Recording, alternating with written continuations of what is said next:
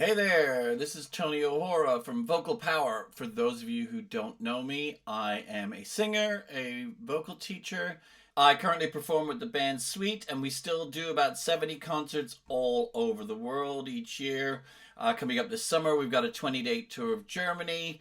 We've got some dates in Scandinavia. We're going out to Australia. So, still out there, still singing, unlike a lot of these coaches on YouTube. So today, I'm having a bit of a rant because I see all these videos. Vocal coach reacts to some singer that they could never understand on a good day. You know, you're looking at young kids. I saw a young girl there watching, I think it was Bruce Dickinson singing, and she was explaining how the way he was doing his rasp was healthy because it was placed forward. What in the world does that mean? That is like the worst advice you could give to anybody, to place your voice forward. You can't place it anywhere. It's about resonance and where the resonance happens. There was another one, some kid who was explaining, he looked about 18 years old. He's explaining how this singer used to be really nasally, but now she's not anymore because she added more breath and that got rid of the nasality. It's not nasality at all. 90% of singing teachers don't even understand what nasality is. It's twang. I can make my voice really sound nasal, but it's not coming out of my nose. Do you hear that? Hi there. Does that sound kind of American college girl? Uh-huh.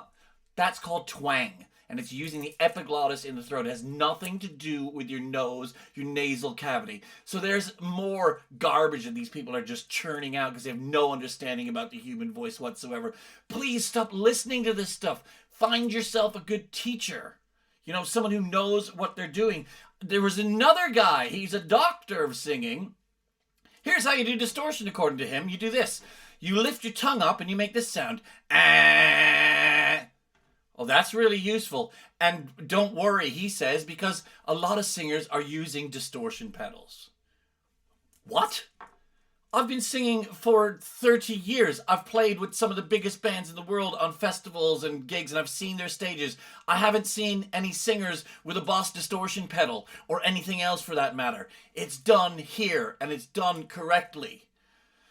Oh, I could pull my hair out. Another one, all it is a bit of vocal fry. So all you have to do is go,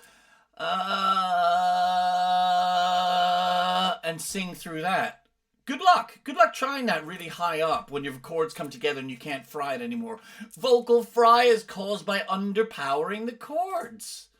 Okay, so when you put, for example, here's an example of two techniques put together. Vocal fry is when you're just kind of too lazy to generate enough air for the chord resistance. So you've got airflow going this way, and you've got the chords resisting. Now, if the airflow is appropriate, the chords will cycle nicely, and everything will come out nice and clean. But we all wake up sometimes a little tired. You got that morning croaky voice. Oh man, what a late night. Or you hear people late at night when they're tired. Oh, I'm so tired, I want to go to bed. And what you're doing is you just haven't got the physical energy to provide enough air to get the chords to vibrate properly. So that's fry or creak or croak or whatever you want to call it. And that's a really useful technique, especially the beginnings and ends of lines. You hear a lot of great blues singers doing it.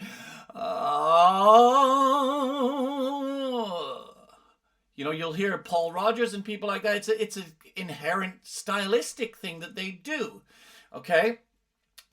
But it's become like kind of... Now, twang. I forgot to add that on. Twang is when we use it's a little bit too developed to go into in just a quick video, but it's when you use the interference of the epiglottis in the vocal tract in order to create an enhancement of mid and higher frequencies that sound like the ones that generate through the nose. And you'll get it by making a duck sound. Quack, quack, quack, quack, quack, quack, quack. Quack, quack, quack. You'll notice the sound doesn't change whether my nose is open or closed. Quack, quack, quack, quack, quack, quack, quack. I'm sure there'll be lots of funny comments about that. I'm just making the blatantly obvious. Now, if you combine those two adaptations of the voice or two little techniques, you'll get what's really prevalent now, thanks to the Kardashians, which is that really annoying East Coast a college girl, spoiled college girl voice. Oh, really? Like, are you going there today? Oh, I don't know. I'm kind of tired. That whiny, horrible sound is done with tons of twang, tons of creak and cry. It's not nasality. They can still talk like that even without their nose.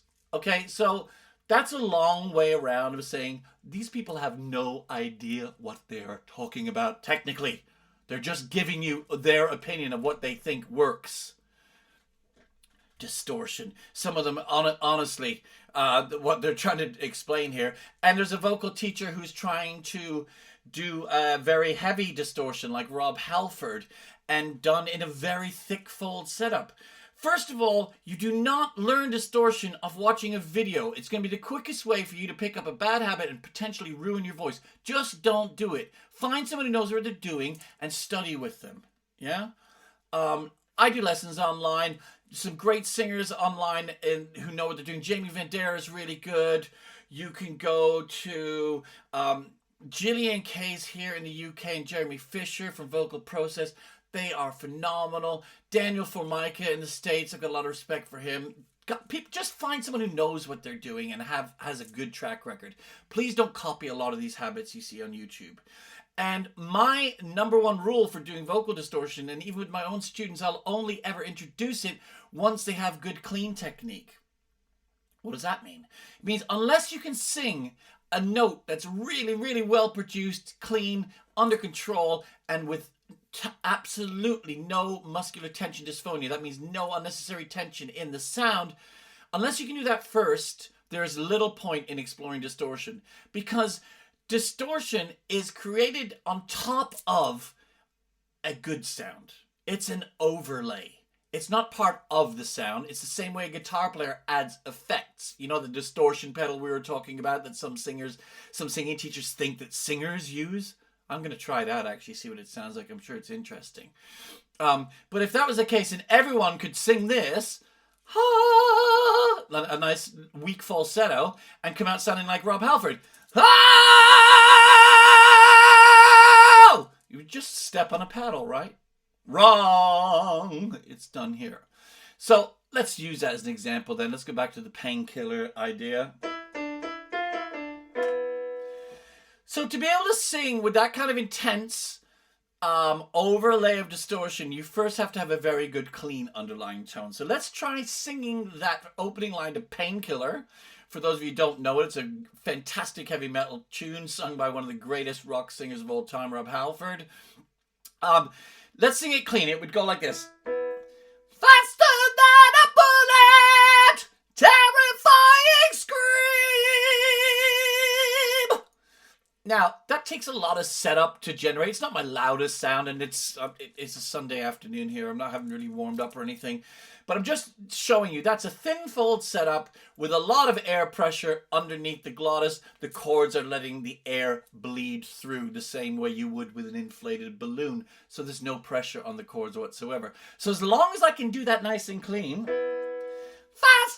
than a bullet. Not the greatest pitching in the world. Now I can put the distortion on top of it. So it takes that, what is predominantly a pretty small sound, although it would cut through very well because there's a lot of presence in the tone. If I add some distortion to it, faster than a bullet, terrifying scream.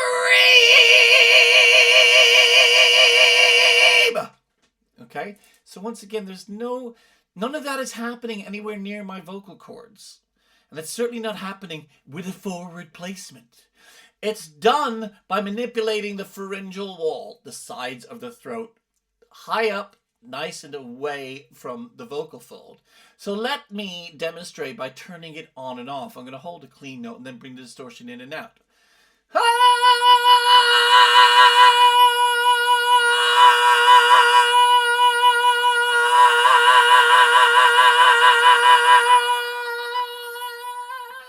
Down to almost nothing. Now, that takes a lot of muscular control, a lot of coordination, but it doesn't require you to stand there and try and belt your face off. And Otherwise, you can't sing with any dynamics.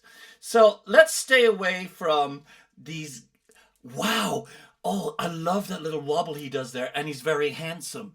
You're not going to learn anything about singing by watching these videos. As soon as you see the word vocal coach reacts to, just read it. Vocal coach has a guess at some kind of singing that they could never ever replicate or demonstrate for you. That's enough. Look, I'm not saying there's not some great information available on the web. There is. That is the fantastic thing about it. But please use some kind of filter. Use your common sense. Don't listen to things that are not grounded or based in technique, or even worse, someone who can't demonstrate it. If someone tells you how to do something and they can't physically do it themselves, I'd ask the question, is that the right teacher for me? Until next time, you can check out my site, vocalpower.co.uk. Enjoy what you do, and I'll see you soon.